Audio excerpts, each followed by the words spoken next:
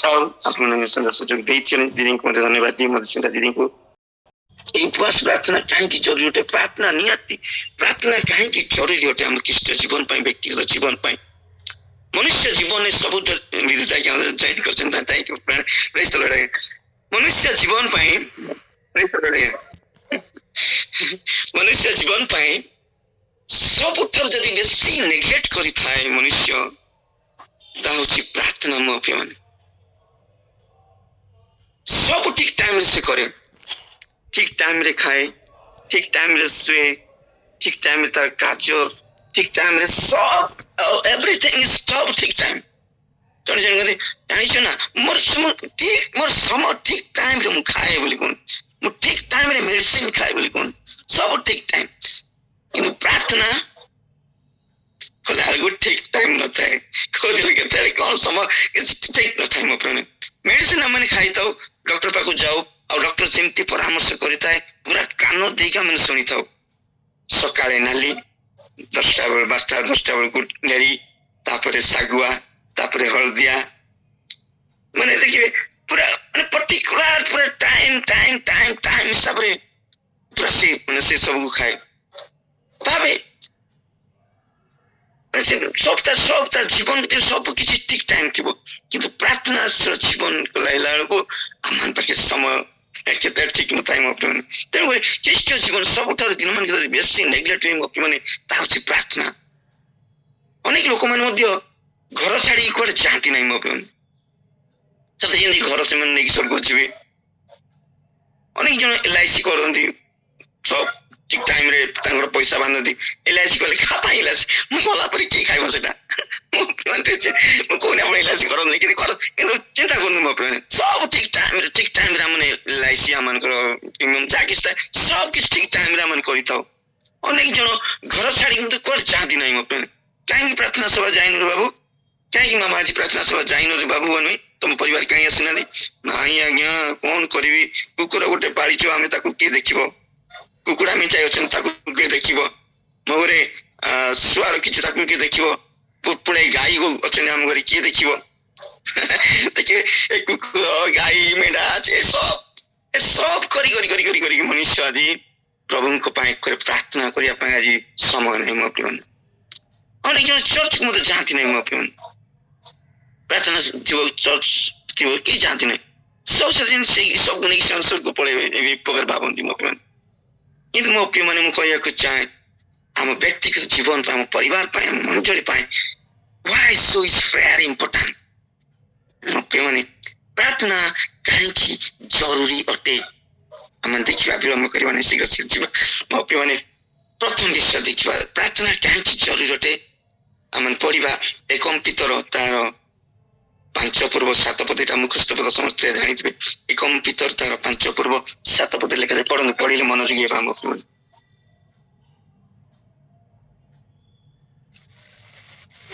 ତୁମେମାନେ ସମସ୍ତ ଚିନ୍ତାର ଭାର ତାହାଙ୍କ ଉପରେ ପକାଅ, କାରଣ ସେ ତୁମମାନଙ୍କ ନିମନ୍ତେ ଚିନ୍ତା କରନ୍ତି।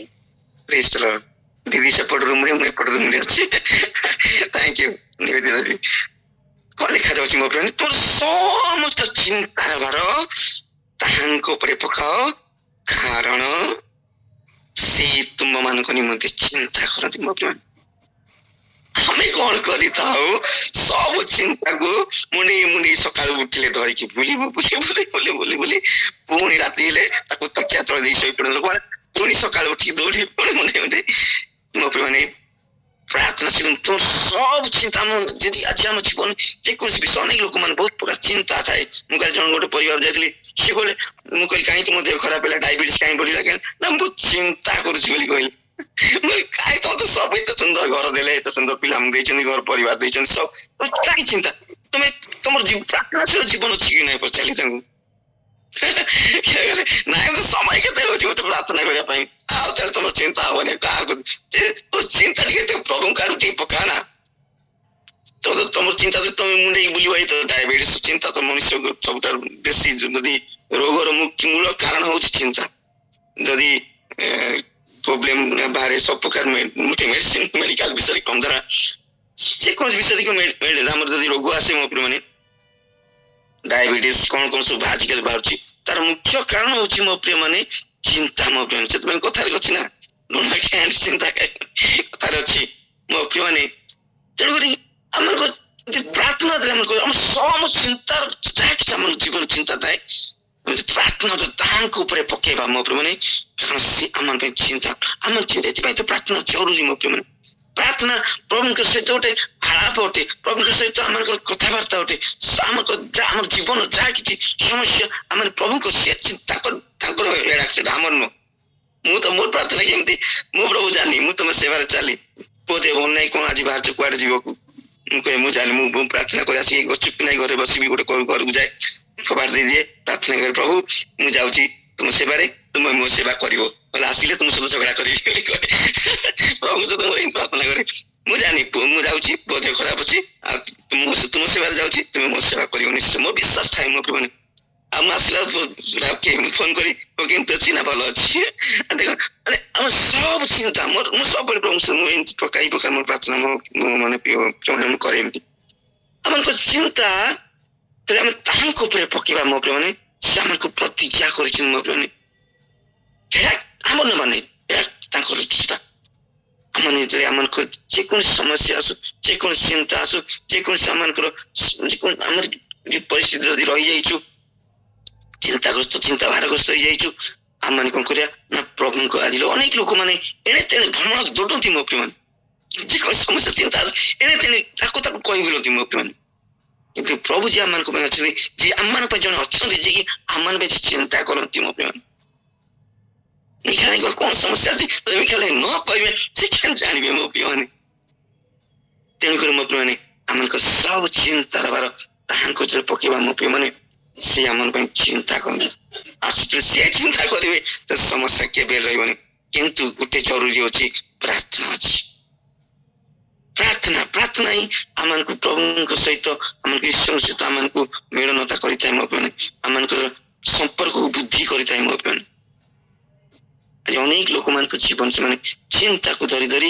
रोगाग्रस्त हो विभिन्न प्रकार समस्या रही किंतु यही पद को से मन करते प्रभु प्रभु श्रेष्ठ प्रतिज्ञा को से मन करती नहीं मो किंतु आम आज वाक्य आसिक मो प्रार्थना ये जरूरी मो आम सब चिंता जहाँ कि समस्या से आम ने ये आम कौन करा पड़ो प्रार्थना करा पड़ो प्रभु सहित आम जीवन समस्त समस्या को तांको पकेबार अच्छी मो केते प्रार्थना करिया समय तेणुक ये प्रार्थना जरूरी मो प्रार्थना करवा प्रभु आम सब चिंता ने द्वितीय देखा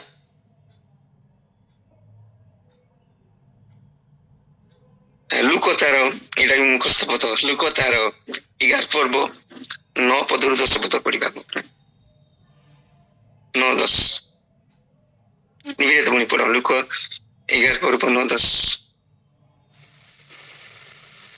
मो मुंडे तो मन को अच्छी माग से तो मन को दिया जीव खोज से तुम्हें माने संधान पाइब द्वार रे मार से तो मन को निमंते पिटाई दिया जीव कारण जे के मागे से पाए जे खोजे से संधान पाए आउ जे द्वार रे मारे ता निमंते पिटाई दिया जीव हालेलुया ते सुंदर प्रतिज्ञा मो प्रिय माने हम खाली गीत बोली देउथाउ माग दिया जीव खोजो पाइब द्वार रे आघात कर द्वार खोला जीव गीत नु आज्ञा ये वाक्य मत अटे मत आज अनेक लोक माने कौन कहते मागते नहीं द्वार रे खटखटाओ केमती प्रार्थना जाए से कबाट को ठक करियो मो प्रिय प्रभु को द्वार खटखटेबो मो प्रिय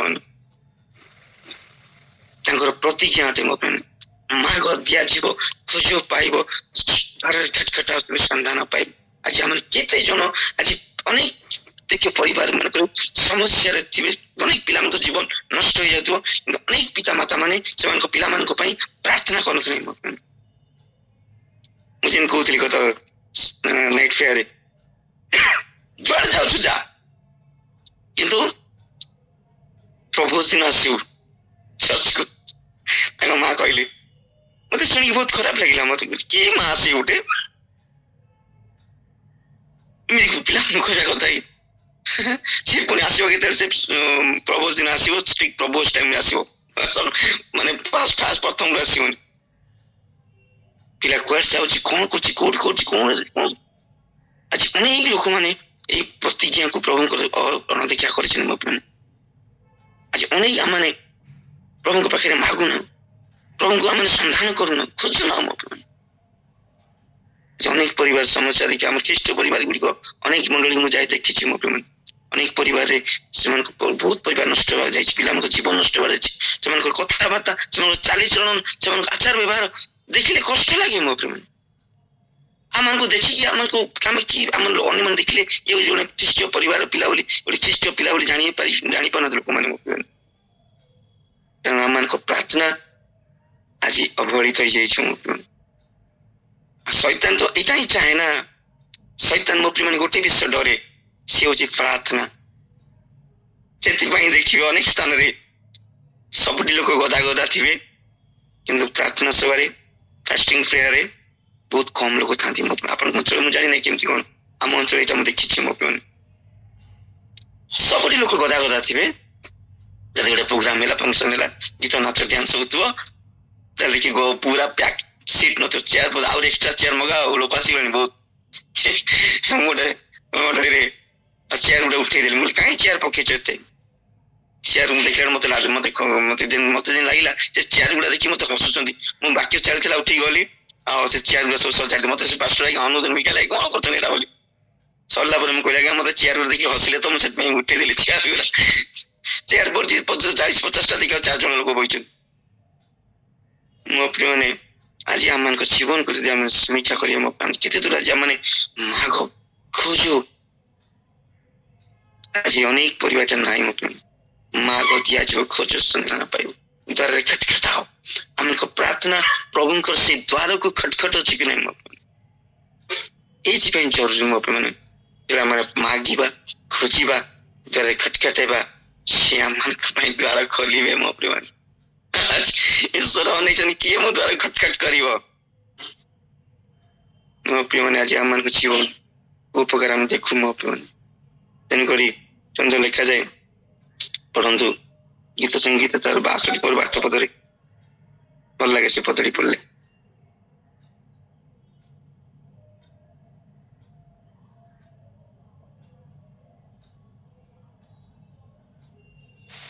ପାଇଲ? ଏ ଲୋକମାନେ ସବୁବେଳେ ତାହାଙ୍କ ଠାରେ ନିର୍ଭର କର, ତାହାଙ୍କ ଛାମୁରେ ମନର ସବୁ କଥା କୁହ, ପରମେଶ୍ୱର ଆମ୍ଭମାନଙ୍କ ନିମନ୍ତେ ଆଶ୍ରୟ। ମନର ସବୁ କଥାକୁ ଭାଙ୍ଗିକି କହିବାର ଅଛି ମୋ ପ୍ରିୟ।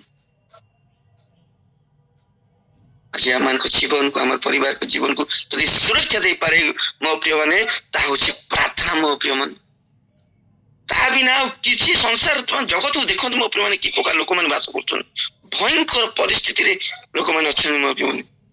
କେତେବେଳେ କୋଉଠି କଣ ହଉଛି, ଘରୁ ବାହାରିଗଲେ ଫେରିବା ଅସମ୍ଭବ ମୋ ପ୍ରିୟ ମାନେ। ଯଦି ସୁରକ୍ଷା ପାଇବାର ଅଛି, ଆମମାନଙ୍କ ଜୀବନ ଆମେ ସୁରକ୍ଷା ପାଇବା, ଆମର ପିଲାମାନେ ସୁରକ୍ଷା ପାଇବେ, ଆମର ପରିବାର ସୁରକ୍ଷା ପ୍ରାପ୍ତ ହବ, ମୋ ସ୍ତ୍ରୀ ସୁରକ୍ଷା ପ୍ରାପ୍ତ ହବ, ମୋ ସ୍ୱାମୀ ସୁରକ୍ଷା ପ୍ରାପ୍ତ ହବ, ମୋ ମଣ୍ଡଳୀ ସୁରକ୍ଷା ପ୍ରାପ୍ତ ହବ, ତାହେଲେ ସବୁଠାରୁ ବହୁମୂଲ୍ୟ ଅଟେ ମୋ ପ୍ରିୟ ମାନେ, ତାହା ହଉଛି ପ୍ରାର୍ଥନା। ଆଜି ମଣ୍ଡଳୀର ବିଶୃଙ୍ଖଳାର ଏକମାତ୍ର କାରଣ, ଅନେକ ମଣ୍ଡଳୀ ମୁଁ ଦେଖିଛି, ଏମିତି କୋଉ ମଣ୍ଡଳୀ ନାହିଁ ଯୋଉଠିକି ବିଶୃଙ୍ଖଳା ନାହିଁ। ତାର ଏକମାତ୍ର କାରଣ, ସେମାନେ ମଣ୍ଡଳୀକୁ ପ୍ରାର୍ଥନା ସଭାକୁ ଆସନ୍ତି ନାହିଁ ମୋ ପ୍ରିୟ ମାନେ। କାର୍ଯ୍ୟକାରୀ ମାନଙ୍କୁ ଦେଖା ନଥାଏ ମୋ ପ୍ରିୟ ମାନେ। ମଣ୍ଡଳୀରେ କାର୍ଯ୍ୟର ଭାର ନେଇଥାନ୍ତି, ସେକ୍ରେଟାରୀ ନୋଟିସ ପଢିବାକୁ ନୁହେଁ ମୋ ପ୍ରିୟ ମାନେ। ମୁଁ ଗୋଟେ ମଣ୍ଡଳୀ ସେଥିପାଇଁ କହିଥିଲି, ମତେ ଜଣେ ପଚାରିଲେ କାର୍ଯ୍ୟକାରୀ ମାନଙ୍କର ଭୂମିକା କଣ ବୋଲି ପଚାରିଲେ। ଆଜିକାଲି ଭୂମିକା ଆଉ କଣ ହେଇପାରେ?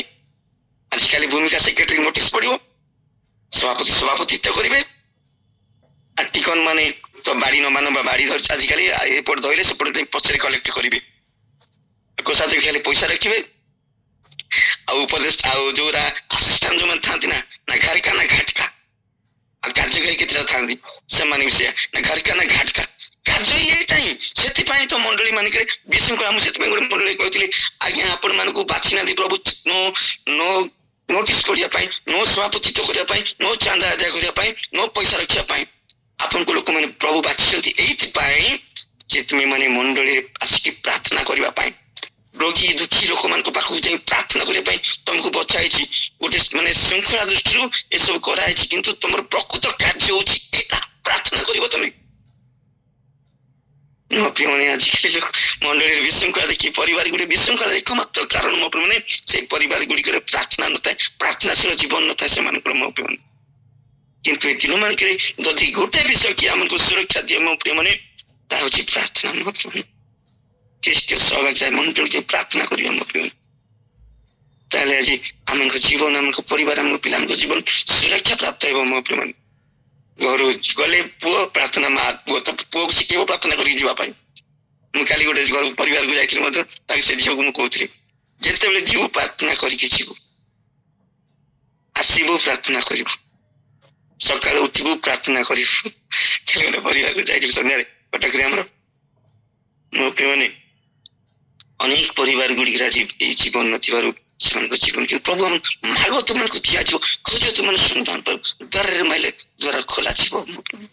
ଆମେ ବେଳେ ବେଳେ କଣ କରୁ, ଦୁଃଖ ଆସିଲେ ପ୍ରଭୁ ଜି ବୋଲଥିଲେ, ତାକୁ ଗୀତ ତ ଆମକୁ ଶିଖେଇଛନ୍ତି ନା ମୋ ପ୍ରିୟମାନେ। ଆଜି ଅନେକ ଲୋକମାନେ ଦୁଃଖ ଆସିଲେ ପ୍ରଭୁ ପ୍ରଭୁ ପ୍ରଭୁ, କିନ୍ତୁ ସୁଖ ବେଳେ ଏଇଟା କଣ ନାହିଁ ମୋ ପ୍ରିୟମାନେ। ଯୀଶୁଙ୍କ ନାମ କେଡ଼େ ସୁଖ ଦିଅଇ, ଦୁଃଖ କାଳେ ତାଙ୍କ ନାମ ଯେ ନିଅଇ। ଗୀତ ତ ବାହାରିଯାଇଛି, ଦୁଃଖ କାଳେ ନେବେ ମୋ ପ୍ରିୟମାନେ, କିନ୍ତୁ ସୁଖ ଟାଇମରେ ନିଅନ୍ତି ନାହିଁ ମୋ ପ୍ରିୟମାନେ। प्रभु हमको सिखाते हर घड़ी हर समय हर परिस्थिति में हमको मांगना पड़ेगा। मांगो मांगो ମୋ ପ୍ରିୟମାନେ, ଆଜି ଆମେ ସେଥିପାଇଁ ଶୈତାନ ତ ବହୁତ ଚାଲାକ ନା, ସେ ସବୁବେଳେ ଏଇଟା କେବେ ଚାହେଁ ନାହିଁ ମୋ ପାଇଁ। ସେଥିପାଇଁ ମାଥ୍ୟୁ ତାର ପଦ ମନେ ପଡୁଛି, ମାଥ୍ୟୁ ତାର 24 ପର୍ବ 21 ପଦରେ ମଧ୍ୟ ଲେଖାଯାଏ ମୋ ପ୍ରିୟମାନେ, ପରୀକ୍ଷାରେ ଯେପରି ନ ପଡ ଏଥିପାଇଁ ଜାଗି ରହି ପ୍ରାର୍ଥନା କର। ମୋ ପ୍ରିୟମାନେ, ଆମେ କେତେ ଆଜି ଯଦି ନାଇଟ୍ ପ୍ରେୟାରରେ ଆମେ ବେଳେ ବେଳେ 24 ଘଣ୍ଟା ନାଇଟ୍ ପ୍ରେୟାରରେ କେହି ନଥାନ୍ତି ମୋ ପ୍ରିୟମାନେ, ବହୁତ କମ ଥାଏ। ଯଦି ମଣ୍ଡଳୀ ମାନଙ୍କରେ ଡକା ହବ ରାତିରେ ଚେନ୍ ପ୍ରେୟାର କରିବା, କେହି ଆସନ୍ତି ନାହିଁ ମୋ ପ୍ରିୟମାନେ। ପାଷ୍ଟରଙ୍କୁ କାହିଁ ଆଜ୍ଞା ନୋଟିସ କରୁଛନ୍ତି, କେହି ତ ଆସୁନାହାନ୍ତି ମୋ ପ୍ରିୟମାନେ। ଆଜି କେତେ ଜଣ ମାନେ ଜାଗି ରହି ପ୍ରାର୍ଥନା କରୁଛୁ ମୋ ପ୍ରିୟ। ପ୍ରଭୁ ଯୀଶୁ ଆମକୁ ଶିଖେଇଛନ୍ତି ମୋ ପ୍ରିୟ, ସକାଳୁ ପ୍ରାତଃ ଅନ୍ଧାର ଥାଉ ଥାଉ ଯାଇ ପ୍ରାର୍ଥନା କରୁଥିଲେ ମୋ ପ୍ରିୟମାନେ।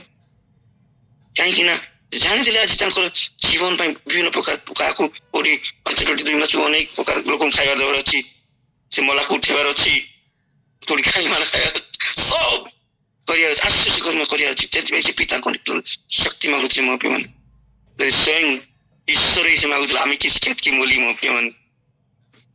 ତେଣୁକରି ଦିନମାନଙ୍କରେ ମୋ ପ୍ରିୟମାନେ ପ୍ରାର୍ଥନା ଏଇଥିପାଇଁ ଜରୁରୀ ଅଟେ। ଆମମାନଙ୍କୁ ପ୍ରାର୍ଥନାରେ ଆମେ ମାଗିଲେ ଦିଆଯିବ ମୋ ପ୍ରିୟମାନେ, ଖୋଜିଲେ ଆମେ ପାଇବା ମୋ ପ୍ରିୟମାନେ। ଦ୍ୱାରରେ ଖଟଖଟାଇଲେ ପ୍ରଭୁ ଆମ ପାଇଁ ଦ୍ୱାର ଖୋଲିବେ। ପ୍ରଭୁ ଯାହା ପାଇଁ ଦ୍ୱାର ଖୋଲିବେ ମୋ ପ୍ରିୟମାନେ, ତାଠୁ ଆଉ କଣ ଥାଏ ମୋ ପ୍ରିୟମାନେ। ଆମ ପିଲାମାନଙ୍କ ଜୀବନ ପାଇଁ ସୁରକ୍ଷା ଚାହୁଁଛୁ, ମୋ ସ୍ୱାମୀର ସୁରକ୍ଷା ଚାହୁଁଛୁ, ମୋ ସ୍ତ୍ରୀ ସୁରକ୍ଷା ରହିବ ବୋଲି ଚାହୁଁଛୁ, ମୋ ପରିବାର ସୁରକ୍ଷା ରହିବ ବୋଲି ଚାହୁଁଛୁ, ମୋ ମଣ୍ଡଳୀ ସୁରକ୍ଷା ରହିବ ବୋଲି ଚାହୁଁଛୁ, ମୋ ସାହି ମୋ ଅଞ୍ଚଳ ମୋ ଦେଶ ସୁରକ୍ଷା ସବୁ, ତାହେଲେ ତାହା ହଉଛି ପ୍ରାର୍ଥନା। ଏଇଥିପାଇଁ ଜରୁରୀ, ଏଇଥିପାଇଁ ତା ଚିନ୍ତାର ଚିନ୍ତା କରନ୍ତି। ଦ୍ୱିତୀୟ ହଉଛି ମାଗ ଦିଆଯିବ, ଖୋଜ ସନ୍ଧାନ ପାଇବ, ଦ୍ୱାରରେ ଖଟଖଟାଅ ଦ୍ୱାର ଖୋଲାଯିବ। ତୃତୀୟ ଦେଖିବାକୁ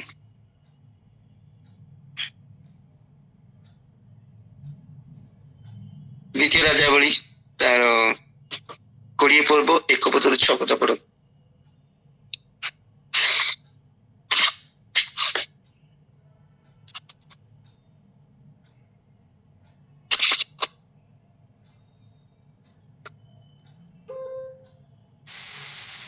ଏଥିରେ ସେମାନେ ତାହାଙ୍କୁ କହିଲେ, ଜଣେ ଲୋକ ଆମ୍ଭମାନଙ୍କୁ ସାକ୍ଷାତ କରିବାକୁ ଆସି କହିଲା। ଦ୍ୱିତୀୟ ରାଜାବଳୀ 20 1 ରୁ 6।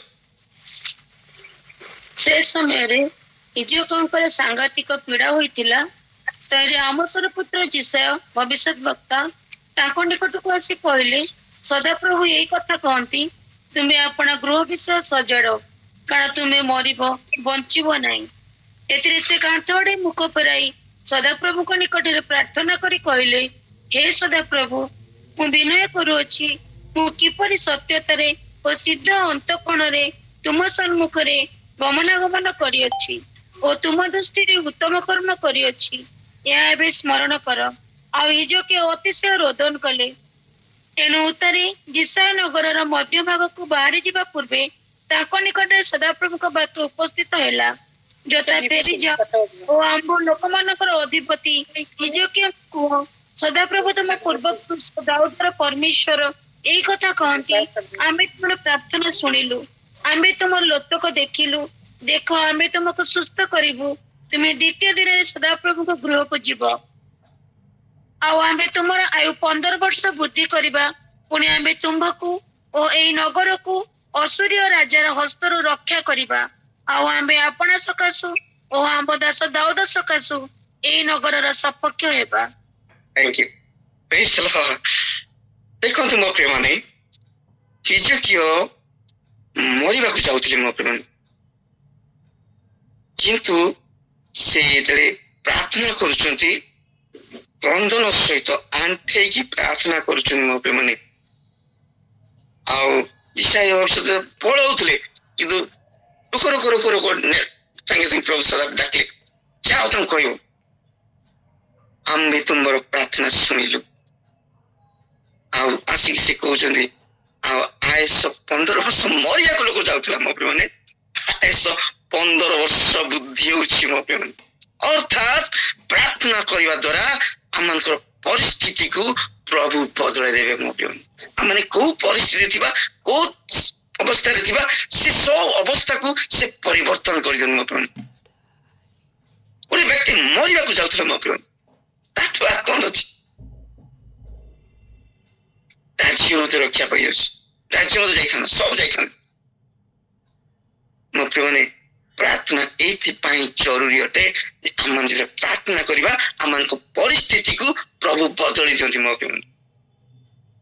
ଆଜି ଅନେକ ଲୋକମାନେ ପରିସ୍ଥିତିକୁ ମୁଣ୍ଡେଇକି ଧରିକି ଝାପୁଡିକି ଧରିକି ବୁଲୁଥାନ୍ତି ମୋ ପ୍ରିୟମାନେ, ଏଣେ ତେଣେ ଦୌଡୁଛନ୍ତି ଖାଲି ଗାଡି। କିନ୍ତୁ ପ୍ରଭୁ ଏଇ ବାକ୍ୟରେ କହିବାକୁ ଚାହାନ୍ତି ମୋ ପ୍ରିୟମାନେ, ସେ ମରିବାକୁ ଯାଉଥିଲେ, କିନ୍ତୁ ଆଣ୍ଠେଇକି ପ୍ରାର୍ଥନା, କ୍ରନ୍ଦନର ସହିତ ପ୍ରାର୍ଥନା। ଆଜି ଏ କ୍ରନ୍ଦନ ପାଣି ଲିଭିଗଲାଣି ମୋ ପ୍ରିୟମାନେ। ଆଜି ଗୋଟେ ପ୍ରାର୍ଥନାକୁ ଲୋକମାନେ ହାଲକା ଭାବରେ ନେଇଯାନ୍ତି ମୋ ପ୍ରିୟମାନେ। ଆଜି କହିବାକୁ ଚାହେଁ, କେତେ ଜଣ ମୋ ପ୍ରିୟମାନେ ମାନେ ପ୍ରାର୍ଥନା କରିବା ସମୟରେ କାନ୍ଦି କାନ୍ଦି ଆମମାନଙ୍କ ପରିବାର ପାଇଁ, ଆମମାନଙ୍କ ପିଲାମାନଙ୍କ ପାଇଁ, ମଣ୍ଡଳୀ ପାଇଁ ମାନେ କେତେ ଦୂର ପ୍ରାର୍ଥନା କରୁଛୁ ମୋ ପ୍ରିୟମାନେ। ଆଜି ଅନେକ ମଣ୍ଡଳୀ ମାନଙ୍କରେ ମୋ ପ୍ରିୟମାନେ ଲୋକମାନେ ଏଇ ପ୍ରାର୍ଥନା ନାହିଁ, କ୍ରନ୍ଦନର ପ୍ରାର୍ଥନା ଆଗରେ ହଉଥିଲା, କ୍ରନ୍ଦନର ପ୍ରାର୍ଥନା ସେଟା ପୁରା ଲିଭିଗଲାଣି ମୋ ପ୍ରିୟମାନେ। ଆଣ୍ଠେଇବା ତ ଦୂରରେ କଥା ମୋ ପ୍ରିୟମାନେ, ବହୁତ ଆଉ କି ଆଣ୍ଠଉଛି ପ୍ରାର୍ଥନା କରିଦବା କଣ୍ଠେ, କିନ୍ତୁ ମୋ ପ୍ରିୟମାନେ ପରିସ୍ଥିତିକୁ ବଦଳେଇ ଦିଏ ମୋ ପ୍ରିୟମାନେ। ଯେତେବେଳେ ଆମମାନଙ୍କର କନଭେନସନ ହଉଥିଲା, ଆଉ ରେଡ ଆଲର୍ଟ କଟକ ଜିଲ୍ଲା, ବର୍ଷା ବର୍ଷା ବର୍ଷା ବର୍ଷା ବର୍ଷା ବର୍ଷା ବର୍ଷା, ପୁରା ପୂର୍ବ ଦିନ ମଧ୍ୟ ବର୍ଷା। ସମସ୍ତେ କହିଲେ ମିଖାଲ ଭାଇ ଆଉ ଫୋନ କର, ଆଉ ଏଇଟା କ୍ୟାନସେଲ କରିଦବା ପ୍ରୋଗ୍ରାମ, କାରଣ ପିଲାମାନେ ଆସିପାରିବେ ନାହିଁ। ମୁଁ ଗୋଟେ କଥା ତାଙ୍କୁ କହିଲି, ପ୍ରଭୁ ଏଇ ଆମେ ଡେଟ୍ ଚେଞ୍ଜ କରିବା ନାହିଁ, ଯୋଉ ଲଘୁଚାପ ଅଛି ଏଇ ଲଘୁଚାପ ଡେଟ୍ କୁ ପ୍ରଭୁ ଚେଞ୍ଜ କରିଦେବେ। ମୁଁ ପୁରା ଦୃଢ ସଂକଳ୍ପ କରିଥିଲି। ଆଉ ଦୌଡ଼ି ଦୌଡ଼ି ଗଲି, ଆଉ ପାଷ୍ଟରଙ୍କୁ କହିଲି, କାନ୍ଦ ପାଷ୍ଟରଙ୍କୁ କରି ଗତି ଗଲି, ଆଉ ଚର୍ଚ୍ଚର ଚାବି ମାଗିକି ଆଣିଲି। ଚାବି ଆଣିକି କଣ କରିବ, ଚାବି ତମେ ନେଇକି ଯାଉଛ, ଟିକେ କାମ ଅଛି ଆଜ୍ଞା ଦିଅନ୍ତୁ।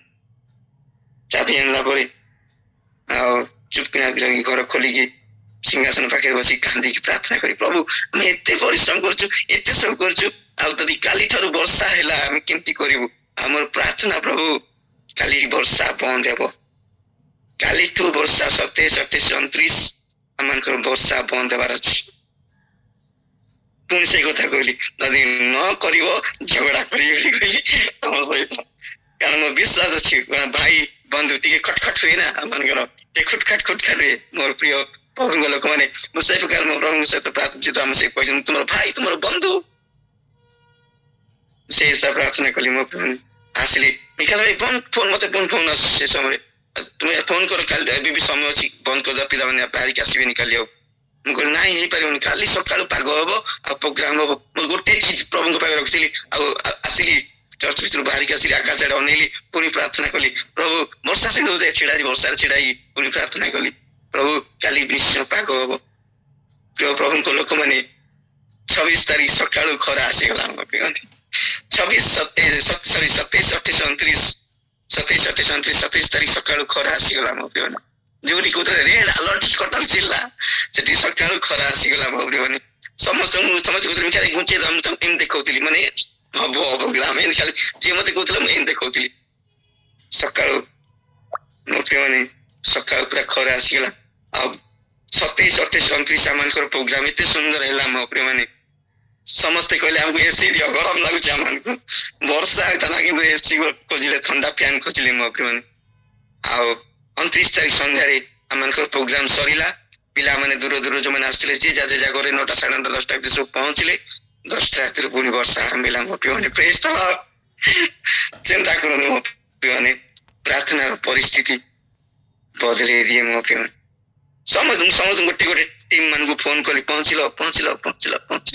ସମସ୍ତେ କହିଲେ ଆମେ ପହଞ୍ଚିଲୁଣି।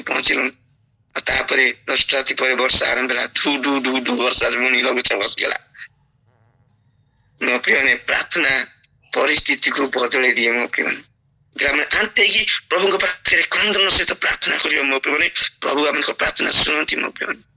ସେ ଆମକୁ ପ୍ରତିଜ୍ଞା, ତମ ସହମତ ଚିନ୍ତାର ଭାର ପକାଅ, କାରଣ ମୁଁ ତୁମ ମାନଙ୍କ ପାଇଁ ଚିନ୍ତା କରେ। ଏଇ ପ୍ରତିଜ୍ଞା ଆମେ ମନେ ରଖିବା ମୋ ପ୍ରିୟମାନେ। ମେଡିକାଲରେ ମଧ୍ୟ ପୁଅର ନେଇଗଲି। ମୁଁ ଜାଣିନି ମୋଟେ ବଡ କଟକ ବଡ ମେଡିକାଲ, ଆପଣ ଯିଏ ଆସିଥିବେ ତାର ସମସ୍ୟା ସମସ୍ତେ ଜାଣିଥିବେ, ବହୁତ କ୍ରିଟିକାଲ। କିନ୍ତୁ ପ୍ରାର୍ଥନା କଲି, ପ୍ରଭୁ ତ ଯାଉଛି କେମିତି କଣ କରିବି, ମୁଁ ତ କିଛି ଜାଣିନି ମେଡିକାଲ ବିଷୟ, ଯେହେତୁ ଘର କଟକ ନେଇଗଲେ ମୁଁ ମେଡିକାଲ ବହୁତ କମ ଯାଏ, ମୁଁ ଜାଣିନି କେମିତି କଣ ଡକ୍ଟର ଦେଖାଯିବ। କିନ୍ତୁ ପ୍ରଭୁ ଏହିପରି ପ୍ରାର୍ଥନା କରିକି ଯିବାରୁ ପ୍ରଭୁ ଏକ ବ୍ୟକ୍ତିକୁ ଯୋଗେଇଲେ, ଯିଏକି ଆମଙ୍କର 1 ନମ୍ବରରେ ସିଏ ଆମକୁ ଦେଖେଇଦେଲା। ପ୍ରାର୍ଥନାର ବହୁତ ଶକ୍ତି ଥାଏ ମୋ ପ୍ରିୟ। ଡାଇରେକ୍ଟ ବାର୍ତ୍ତାଳାପ ଅଟେ, ପ୍ରଭୁଙ୍କ ସହିତ ଡାଇରେକ୍ଟ କନେକ୍ସନ ଅଟେ ଆମମାନଙ୍କର ମୋ ପ୍ରିୟ। ଖ୍ରୀଷ୍ଟ ଜୀବନର ଡାଇରେକ୍ଟ କନେକ୍ସନ ଅଟେ। ଆଉ ସେ ପରିସ୍ଥିତିକୁ ବଦଳି ଦେଇ, ଗୋଟେ ବ୍ୟକ୍ତି ମରିବାକୁ ଯାଉଥିଲେ ମୋ ପ୍ରିୟ ମାନେ, ମରିବାକୁ ଯାଉଥିଲେ, ସାଙ୍ଗେ ସାଙ୍ଗେ ଚିନ୍ତା ଆଣ୍ଠି ପ୍ରାର୍ଥନା କରୁଛନ୍ତି, ପ୍ରଭୁ ସାଙ୍ଗେ ସାଙ୍ଗେ କୁଆଡେ ଯାଉଛ, ରିଟର୍ନ କର, ରିଟର୍ନ କର, ଯାଅ ତାଙ୍କୁ କହିବ ଆମେ ତୁମର ପ୍ରାର୍ଥନା ଶୁଣିଲୁ, ଆଉ ତୁମର ଆୟୁଷ ମଧ୍ୟ 15 ବର୍ଷ ବଢିଯିବ, ତୁମର ଦେଶ ରକ୍ଷା ପାଇବ, ତୁମ ରାଜ୍ୟ ସବୁ ରକ୍ଷା ପାଇଯିବ ମୋ ପ୍ରିୟ। ଆଜି ଆମମାନଙ୍କ ଜୀବନରେ, ପାରିବାରିକ ଜୀବନ ମୁଁ ଏହା କହିବାକୁ ଚାହେଁ ମୋ ପ୍ରିୟ, ଆମମାନେ ପ୍ରାର୍ଥନାର ଆବଶ୍ୟକତା ରହିଛି ମୋ ପ୍ରିୟ। ଆମେ ପ୍ରାର୍ଥନା କରିବା, ପ୍ରାର୍ଥନା ଦ୍ୱାରା ପ୍ରଭୁ ଆମମାନଙ୍କର ସମସ୍ତ ପରିସ୍ଥିତିକୁ ବଦଳେଇ ଦେବେ। ମୁଁ ଜାଣିନି ଆପଣ ମାନେ କୋଉ ପରିସ୍ଥିତିରେ ଅଛନ୍ତି, କିଏ କଣ ପରିସ୍ଥିତିରେ ଅଛନ୍ତି ମୋ ପ୍ରିୟମାନେ, କିନ୍ତୁ ପ୍ରାର୍ଥନା କରିବା ଦ୍ୱାରା ପ୍ରଭୁ ଆମର, ମୋର, ଆପଣ ମାନଙ୍କର, ସମସ୍ତଙ୍କର ମୋ ପ୍ରିୟମାନେ ସେ ପରିସ୍ଥିତିକୁ ବଦଳେଇବା ପରମେଶ୍ୱର ଅଟନ୍ତି। ସେ ସତ୍ୟ ଜୀବନ୍ତ ପରମେଶ୍ୱର ଅଟନ୍ତି ମୋ ପ୍ରିୟମାନେ। ସେ ମାଟିର ନଡାର ତିଆରି ମୂର୍ତ୍ତି ନୁହନ୍ତି ମୋ ପ୍ରିୟମାନେ, ସେ ଆମମାନଙ୍କ ଜୀବନ୍ତ ପରମେଶ୍ୱର ଅଟନ୍ତି ମୋ ପ୍ରିୟ। ସେ ଶୁଣିବା ପରମେଶ୍ୱର ଅଟନ୍ତି ମୋ ପ୍ରିୟ। ଅନେକ ଆମେ କଣ କରିଥାଉ, ପ୍ରାର୍ଥନାକୁ ଅବହେଳିତ କରିଥାଉ ମୋ ପ୍ରିୟ। ଆଜି ବିଭିନ୍ନ ମଣ୍ଡଳୀ ମାନଙ୍କରେ ଦେଖିବେ ଅଶାନ୍ତି, ଗଣ୍ଡଗୋଳ, ବିଶୃଙ୍ଖଳା ସବୁ ସମସ୍ୟା ଧରିକି ବହିଛନ୍ତି ମୋ ପ୍ରିୟ। କାରଣ ଅନେକ ମଣ୍ଡଳୀ ମାନଙ୍କରେ ପ୍ରାର୍ଥନାର ଅଭାବ ଦେଖାଯାଏ ମୋ ପ୍ରିୟ। ପ୍ରଭୁ ଆମକୁ ଅନୁଗ୍ରହ କରନ୍ତି ବାକ୍ୟ ବୁଝିବା ପାଇଁ ମୋ ପ୍ରିୟ ମାନେ। ଆମେ ପ୍ରାର୍ଥନା କରିବା, ଆମର ପରିବାର ଯେକୌଣସି ପରିସ୍ଥିତି ଥାଉ ମୋ ପ୍ରିୟ ମାନେ, ଅଭାବ ଥାଉ, ଦୁଃଖ ଥାଉ, କଷ୍ଟ ଥାଉ, ନୈରାଶ୍ୟ ଥାଉ, ଯେକୌଣସି ପରିସ୍ଥିତି ଥାଉ, ସେ ପରିସ୍ଥିତିକୁ ପ୍ରଭୁ ବଦଳେଇ ଦେବେ, ଏଇଟା ସତ୍ୟ ଅଟେ ମୋ ପ୍ରିୟ। କିନ୍ତୁ ଆମମାନଙ୍କୁ ଏଇଠି କରିବାକୁ ପଡିବ, ଆଣ୍ଠେଇକି ପ୍ରଭୁଙ୍କ ପାଖରେ କ୍ରନ୍ଦନ ସହିତ ପ୍ରାର୍ଥନା କରିବାକୁ। ଏଇଥିପାଇଁ ପ୍ରାର୍ଥନା ଜରୁରୀ ମୋ ପ୍ରିୟ। ଗୋଟେ ଖ୍ରୀଷ୍ଟ ପରିବାର ପାଇଁ, ଗୋଟେ ଖ୍ରୀଷ୍ଟ ବ୍ୟକ୍ତିଗତ ଜୀବନ ପାଇଁ ପ୍ରାର୍ଥନା ଏଇଥିପାଇଁ ଜରୁରୀ ଅଟେ ମୋ ପ୍ରିୟ। ଆଉ ଗୋଟେ ପଦ ପଢିବା,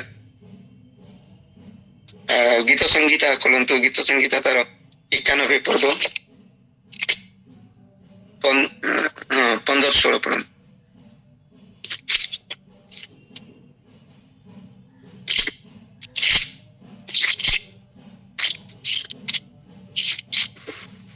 ସେ ଆମ୍ଭ ନିକଟରେ ପ୍ରାର୍ଥନା କଲେ ଆମ୍ଭେ ତାହାକୁ ଉତ୍ତର ଦେବା, ଦୁଃଖ ବେଳେ ଆମ୍ଭେ ତାର ସହବର୍ତ୍ତୀ ହେବା, ଆମ୍ଭେ ତାହାକୁ ରକ୍ଷା କରିବା ଓ ତାହାକୁ ସମ୍ଭ୍ରମ କରିବା, ଆମେ ଦୀର୍ଘାୟୁ ଦେଇ ତାହାକୁ ତୃପ୍ତ କରିବା ଓ ଆମ୍ଭର ପରିତ୍ରାଣ ତାହାକୁ ଦେଖାଇବା।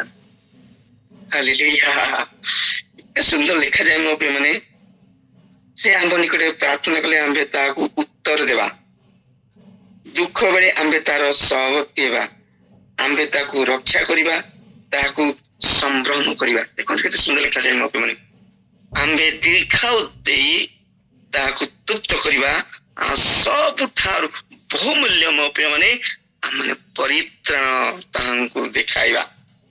ଆଉ ବଡ ଆଶୀର୍ବାଦ କଣ ଥାଏ ମୋ ପ୍ରିୟମାନେ, ସେ ଆମକୁ ପ୍ରାର୍ଥନା କରିବା ମୋ ପ୍ରିୟମାନେ, ସେ ସବୁ ଆଶୀର୍ବାଦ ଗୁଡିକ ଆମଙ୍କ ଜୀବନରେ ଦେବେ ମୋ ପ୍ରିୟମାନେ। ସମ୍ଭ୍ରମ ପାଇବା, ଦୀର୍ଘାୟୁ ପାଇବା, ପରିତ୍ରାଣ ଦେଖାଇବେ, ଆଉ କଣ ଆବଶ୍ୟକତା ଅଛି ମୋ ପ୍ରିୟମାନେ। କିନ୍ତୁ ଆମେ ଏତିକି କରିବା, ପ୍ରାର୍ଥନା କରିବା। ପ୍ରାର୍ଥନା ଏଇଥିପାଇଁ ଜରୁରୀ ଅଟେ ମୋ ପ୍ରିୟମାନେ, ଏଇଥିପାଇଁ ପ୍ରାର୍ଥନା ଜରୁରୀ ଅଟେ ମୋ ପ୍ରିୟମାନେ। ପ୍ରାର୍ଥନା କରିବା ମୋ ପ୍ରିୟମାନେ ଆମକୁ ସବୁ ଦେବା ପାଇଁ ଚାହାନ୍ତି ମୋ ପ୍ରିୟମାନେ। ଆଜି ଆମର ଚିନ୍ତାକୁ ଧରି ମୁଣ୍ଡି ବୁଲିବା ଦରକାର ନାହିଁ ମୋ ପ୍ରିୟମାନେ, ଆମର ସମସ୍ୟାକୁ ଧରି ଆମେ ମୁଣ୍ଡି ଧରିକି ବୁଲିବା ଦରକାର ନାହିଁ ମୋ ପ୍ରିୟମାନେ। ଏଣେ ତେଣେ ଦୌଡ଼ିବା ଦରକାର ନାହିଁ। ଆଜି ଅନେକ ଲୋକମାନେ ଏଣେ ତେଣେ ଦୌଡନ୍ତି ମୋ ପ୍ରିୟମାନେ, ଏଣେ ତେଣେ ଦୌଡନ୍ତି। ଏ ଦାସ ପାଖକୁ ଦୌଡ, ସେ ଦାସ ପାଖକୁ ଦୌଡ, ଏ ପ୍ରଚାର ପାଖକୁ ଦୌଡ, ସେ ପ୍ରଚାର ପାଖକୁ ଦୌଡ। ସାବଧାନ, ବହୁତ ଜଣ ବୁଲୁଛନ୍ତି ମୋ ପ୍ରିୟମାନେ, ବହୁତ ଜଣ ବୁଲୁଛନ୍ତି। କହୁନି ଆପଣ ଦାସ ମାନଙ୍କୁ ଅବହେଳା ଚିନ୍ତା ନାହିଁ, କିନ୍ତୁ ଆମର ଚିହ୍ନିକି ଯିବାର ଅଛି ମୋ ପ୍ରିୟମାନେ। ଆମ ସାହିକି ଜଣେ ଆସିଥିଲେ, ସୂତା ବାନ୍ଧି ଦେଇ ପଳେଇଲେ ପରିବାରରେ ସମସ୍ତଙ୍କ ହାତରେ ସୂତା। ମୁଁ ଦେଖିଲି, ଆରେ ତମ ଏସବୁ ବାଞ୍ଚ ହାତରେ କଣ ସବୁ ଏଇରା? ନାଇଁ ନାଇଁ, ଜଣେ ଆମ ଘରୁ ଆସିଥିଲେ ତ ପ୍ରାର୍ଥନା କରିବା ପାଇଁ, ଆଉ ଏ ସୂତା ବାନ୍ଧୁଛନ୍ତି, ଆମ ଘର ଚାରିପଟେ ସୂତା ବାନ୍ଧି ଦେଇକି ଯାଇଛନ୍ତି। ମୁଁ କହିଲି ଜଲ୍ଦି ଫିଟାଅ ଏ ସୂତା, ତୁ ବୁଝି ଶୈତାନ, ସୂତା ବାନ୍ଧିଲେ ଶୈତାନ ତମ ଘରକୁ ଆସିବ। ଆରେ ପ୍ରଭୁ ତ ଆମର ଅଛନ୍ତି, ପ୍ରଭୁ କୋଉଠି ସୂତା ବାନ୍ଧୁଛନ୍ତି କାହା ଘରେ, କାହା ହାତରେ ସୂତା ବାନ୍ଧୁଛନ୍ତି? ବାଇବେଲ ପଢିଛ, ଦେଖିଛ କି ନାହିଁ? ବାକ୍ୟର ଅଭାବ ମୋ ପ୍ରିୟମାନେ, ଯୋଉମାନଙ୍କ ଜୀବନରେ ବାକ୍ୟର ଅଭାବ ଥାଏ, ଯୋଉମାନେ ପ୍ରଭୁଙ୍କର ପ୍ରତିଜ୍ଞାକୁ ଜାଣନ୍ତି ନାହିଁ ମୋ ପ୍ରିୟମାନେ, ସେମାନେ ଏକା ଫସିଯିବେ ସେଠି ଯାଇ। ସେମାନଙ୍କ ଜାଲରେ ପଡିଯିବେ ମୋ ପ୍ରିୟମାନେ। ଜାଲ ଶୈତାନ ବିଛେଇଛି ଦିନ ମାନଙ୍କରେ ମୋ ପ୍ରିୟମାନେ, ଚାରା ପକେଇକି ବିଛେଇଛି। ତେଣୁ ଆମେ ସାବଧାନ ହବା ମୋ ପ୍ରିୟମାନେ। ପ୍ରଭୁଙ୍କର ପ୍ରତିଜ୍ଞାକୁ ଯେ ଜାଣିନି ସେ ଦୌଡ଼ିବ, ପଡିଆରେ ଛାଡି ଦୌଡ଼ିବ। ବାକ୍ୟ ଯାହା ଜୀବନ ତ ସେ ତ ଦୌଡ଼ିବ ମୋ ପ୍ରିୟମାନେ। ମୁଁ ତାକୁ ସେଇ କଥା କହିଲି, ବାକ୍ୟ ଯଦି ପଢିଛ, କୋଉଠି ଦେଖିଛ ବାଇବେଲ କୋଉଠି ପ୍ରଭୁ ଯୀଶୁ ଦେଇଛନ୍ତି ସୂତା?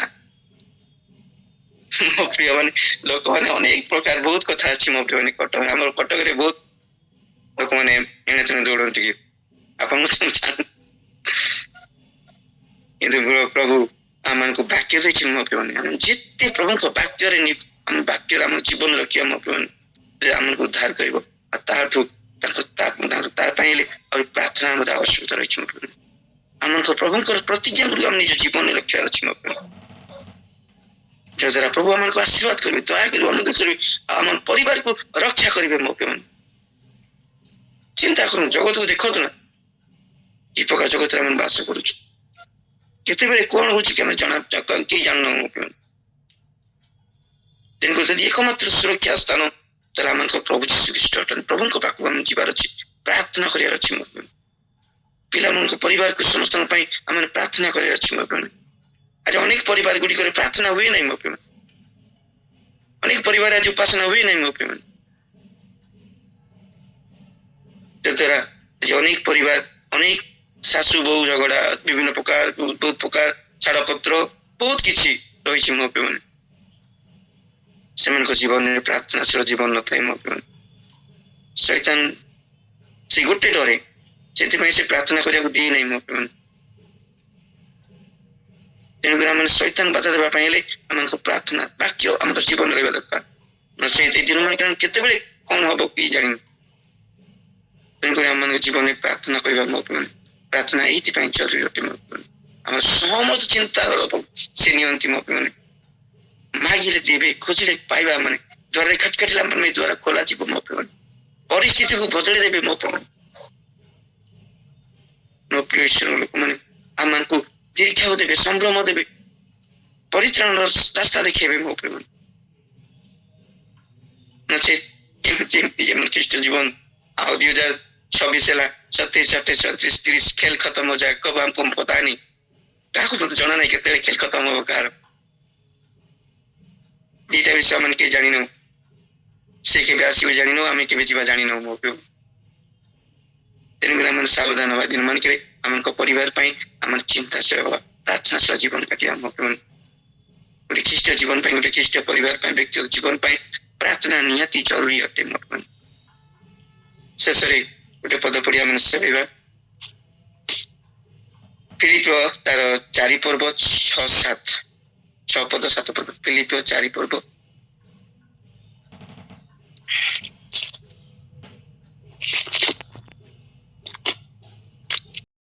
କିନ୍ତୁ ସମସ୍ତ ବିଷୟରେ ପ୍ରାର୍ଥନା ଓ ବିନତି ଦ୍ୱାରା ଧନ୍ୟବାଦ ସହ ତୁମମାନଙ୍କର ନିବେଦନ ସବୁ ଈଶ୍ୱରଙ୍କ ନିକଟରେ ଜଣାଅ ସେଥିରେ ସମସ୍ତ ବୋଧର ଅଗମ୍ୟ ଯେ ଈଶ୍ୱରଙ୍କ ଶାନ୍ତି ତାହା ତୁମମାନଙ୍କର ହୃଦୟ ଓ ମନକୁ ଖ୍ରୀଷ୍ଟ ଯୀଶୁଙ୍କ ସହଭାଗିତାରେ ସୁରକ୍ଷା କରି ରଖିବ ହାଲେଲୁୟା ମୋ ପ୍ରିୟ କେତେ ସୁନ୍ଦର ସେଥିରେ ସମସ୍ତ ବୋଧର ଅଗମ୍ୟ ଯେ ଈଶ୍ୱରଙ୍କ ଶାନ୍ତି ତାହା ତୁମମାନଙ୍କର ହୃଦୟ ଓ ମନକୁ ଖ୍ରୀଷ୍ଟ ଯୀଶୁଙ୍କ ସହିତ ସହଭାଗିତାରେ ସୁରକ୍ଷା କରି ରଖିବ ଖ୍ରୀଷ୍ଟ ଯୀଶୁଙ୍କ ସହଭାଗିତାରେ ସୁରକ୍ଷା କରି ରଖିବ ଏଇଟା ତାଙ୍କର ପ୍ରତିଜ୍ଞା ସମସ୍ତ ବିଷୟ ପ୍ରାର୍ଥନା ଓ ବିନତି ଦ୍ୱାରା ଧନ୍ୟବାଦ ସହ ତୁମମାନଙ୍କର ନିବେଦନ ସବୁ ଈଶ୍ୱରଙ୍କ ନିକଟରେ ଜଣେଇଲେ ଏ ସବୁ ଆଶୀର୍ବାଦ ଆସିବ ମୋ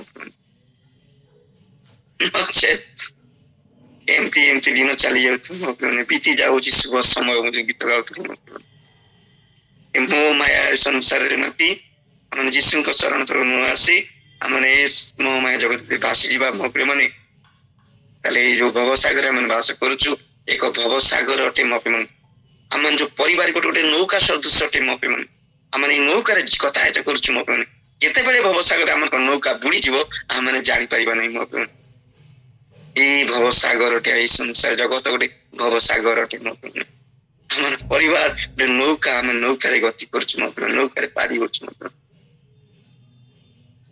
ପ୍ରାର୍ଥନା ପ୍ରାର୍ଥନା ହିଁ ଆମକୁ ରକ୍ଷା କରିପାରିବ ମୋ ପ୍ରିୟ ଏ ପ୍ରଭୁଙ୍କର ବାକ୍ୟ ଆମକୁ ରକ୍ଷା କରିପାରିବ ଏଇଥିପାଇଁ ପ୍ରାର୍ଥନା ଜରୁରୀ ମୋ ପ୍ରିୟ ସେ ଆମଙ୍କ ସମ ଚିନ୍ତାଧାରା ନେବେ ମୋ ପ୍ରିୟ ସେ ଆମଙ୍କର ସବୁ ଚିନ୍ତା ନେବା ସହିତ ଆମକୁ ସୁରକ୍ଷା ଦେବେ ମୋ ପ୍ରିୟ ମାନେ ଆମେ ଯେତେବେଳେ ମାଗିବା ମୋ ପ୍ରିୟ ଆମ ପାଇଁ ପ୍ରଦାନ କରିବେ ଖୋଜିଲେ ଆମେ ସନ୍ଧାନ କରିବା ଦ୍ୱାରରେ ଖଟଖଟିଲେ ଆମକୁ ଦ୍ୱାର ଖୋଲାଯିବ ମୋ ପ୍ରିୟ ମାନେ ଆମଙ୍କ ପରିସ୍ଥିତିକୁ ବଦଳେଇ ଦେବେ ମୋ ପ୍ରିୟ ସୁରକ୍ଷା ଦେବେ ସମ୍ଭ୍ରମ ଦେବେ ଦୀର୍ଘାୟୁ ଦେବେ ପରିତ୍ରାଣ ପଥ ଦେଖାଇବେ ମୋ ପ୍ରିୟ ଆଉ ସେଥିରେ ଆମର ସମସ୍ତ ନିବେଦନ ସମସ୍ତ ବୋଧର ଅଗମ୍ୟ ଯେ ଈଶ୍ୱରଙ୍କ ଶାନ୍ତି ତାହା ତୁମମାନଙ୍କ ହୃଦୟ ଓ ମନକୁ ଖ୍ରୀଷ୍ଟ ଯୀଶୁଙ୍କ ସହଭାଗିତାରେ ସୁରକ୍ଷା କରି ରଖିବ ସେଇଠି ସୁରକ୍ଷା ଅଛି ମୋ ପ୍ରିୟ ଏଇଥିପାଇଁ ପ୍ରାର୍ଥନା ଜରୁରୀ ଅଟେ ପ୍ରଭୁ ଅଳ୍ପ ଶିକ୍ଷାରେ ଅଳ୍ପ ଚିନ୍ତାରେ ଆଶୀର୍ବାଦ କରନ୍ତୁ ପ୍ରେଜ୍ ଦ ଲର୍ଡ